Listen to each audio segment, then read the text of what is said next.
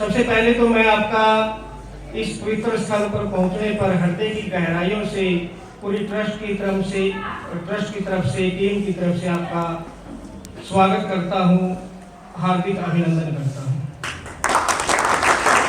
2021 अप्रैल मई में कुछ दोस्तों के मन में विचार आया कि भाई हम कुछ कर सकते हैं क्या गांव के लिए।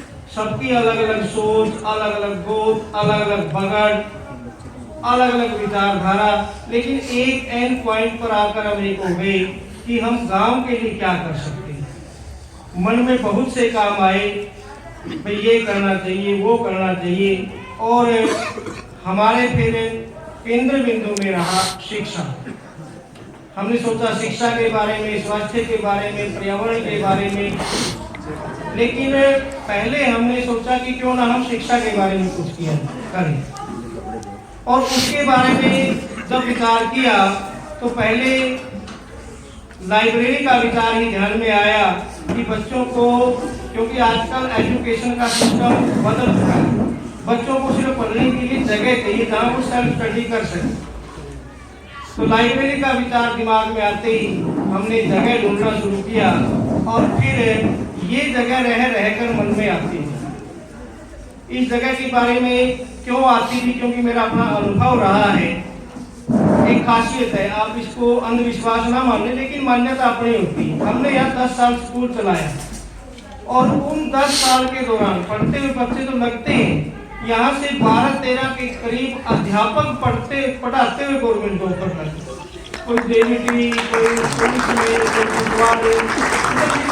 कोई यहाँ पढ़ाया, वो जॉब पर लगे। उसके बाद बच्चे भी बहुत से कामयाब हैं अपने अपने विभिन्न फील्ड में।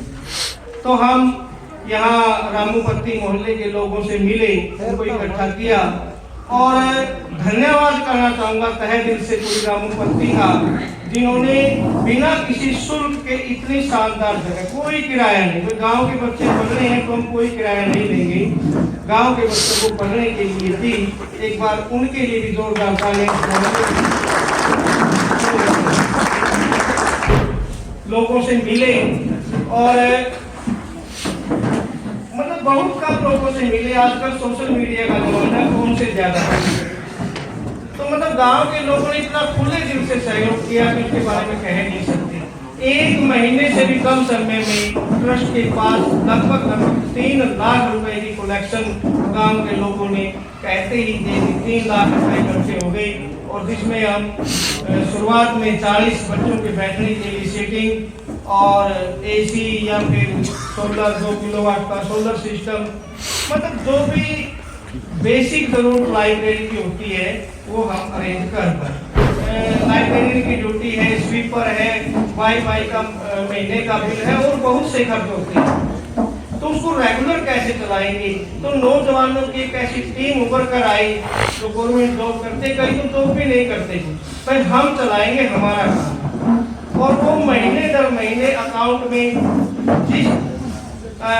में पैसे ट्रांसफर कर देते हैं ट्रस्ट में। तो खर्चे का, क्योंकि यहाँ हम लड़कियों की कोई फीस नहीं है, लाइब्रेरी के बारे में आपको बता दूं, और लड़कों की 200 रुपए फीस है, वो भी अनावश्यक भीड़ को रोकने के लिए। सिर्फ 200 रुपए फीस लड़कों के लिए रखी। तो इतना खर्च कैसे चले। नौजवानों की एक टीम उभर कर आई, और उन नौजवानों ने अपना अपना हिस्सा महीने दर महीने देना शुरू किया। और वो नौजवान जिनको शायद आप जानते भी नहीं होंगे, मतलब पर्दे के पीछे रहकर काम करने वाले वो नौजवान, उनको भी मैं धन्यवाद करता हूँ। उनके लिए भी आप एक हरीश पंताल है, कुर्सियाँ टूट गई, मैंने सोचा 400-500 का काम होगा, वहाँ ठीक करवाने के लिए गए। बोलो भाई हरीश कितना हुआ? ना मास्टर जी, लाइब्रेरी की कोई फीस नहीं। मतलब यहाँ जो नौजवान रहते हैं वो भी इतनी फिक्र करते हैं, वारिस मेरी यहाँ पर कोई ना हो, लाइब्रेरी से जुड़ा हुआ लाइब्रेरियन या कोई और टीम का सदस्य, टूटी आ गई तो अपने आप बटन ऑन कर देते हैं। और मतलब ये जो जज्बा है ये अलग ही है। उसके अलावा ट्रैफिक मिरर लगाने का काम किया, या फिर और जो छोटे मोटे काम करते रहते, जैसा हमारा संसाधन है, जितने हमारा क्षमता है, क्योंकि ज्यादातर साथी जो है वो बाहर काम धंधा करने वाले। उसके बाद अंतिम में समापन करना चाहूंगा अपने आज के मिलन के उद्देश्य से।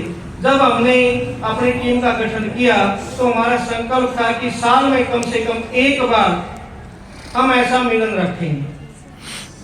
वे गांव से बाहर गए हुए तो हमारे व्यक्तित्व हैं, बड़ी बड़ी हस्तियां हैं जो अपने नौकरी के कारण, व्यवसाय के कारण गांव से थोड़े से दूर हो चुके हैं। वे कम से कम साल में एक बार ऐसा आयोजन करें कि उन हस्तियों में से 2-4 हस्तियों को एक बार गांव में बुलाएं, उनकी सुने, कुछ अपनी कहें, मेल मिलाप बढ़ता रहे, गांव का भला होता रहे। और उसके लिए आज हमारा ये पहला प्रयास है और ये प्रयास आखिरी नहीं है, ये हर साल होता रहे। हर साल हम इसी प्रकार